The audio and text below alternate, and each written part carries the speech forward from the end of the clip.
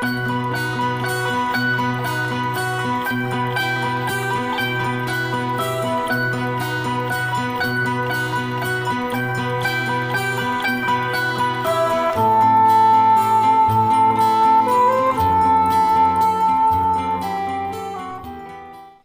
sa syudad ng Maynila, ako ipinanganak, nagkaisip at lumaki. Dito ko rin hinaharap ang mga pagsubok na dumarating sa aking buhay at unti-unting binubuo ang aking mga pangarap.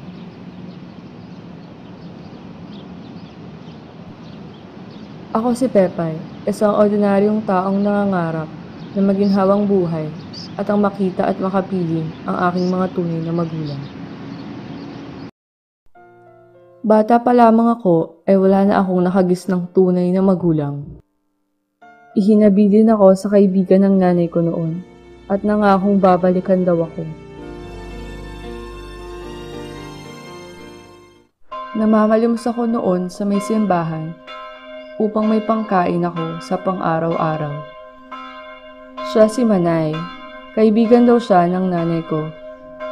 Siya ang nag-aruga at kumupkop sa akin noon.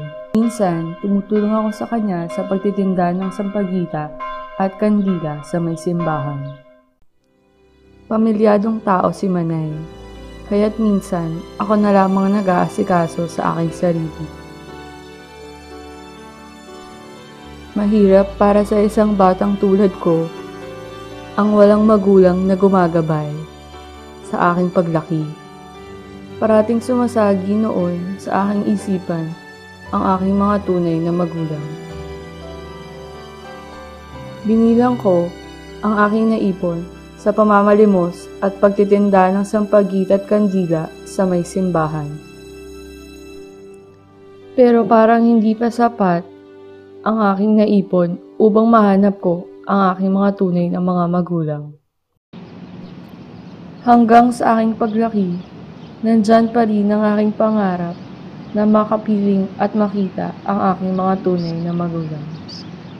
Isang araw, nagkaroon ako ng lakas ng loob upang hanapin ang aking mga tunay na magulang.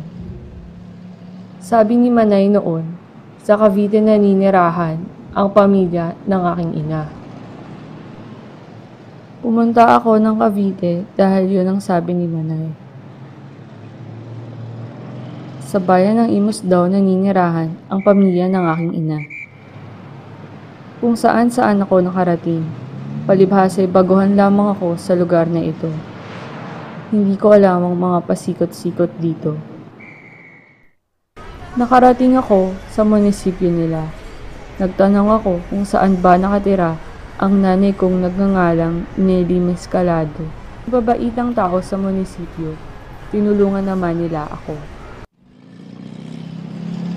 Narating ko ang sinasabing bahay ng nanay ko.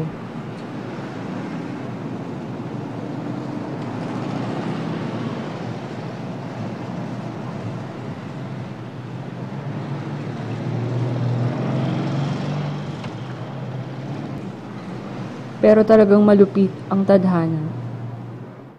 Sabi ng boy doon, matagal nang pumanaw ang nanay ko.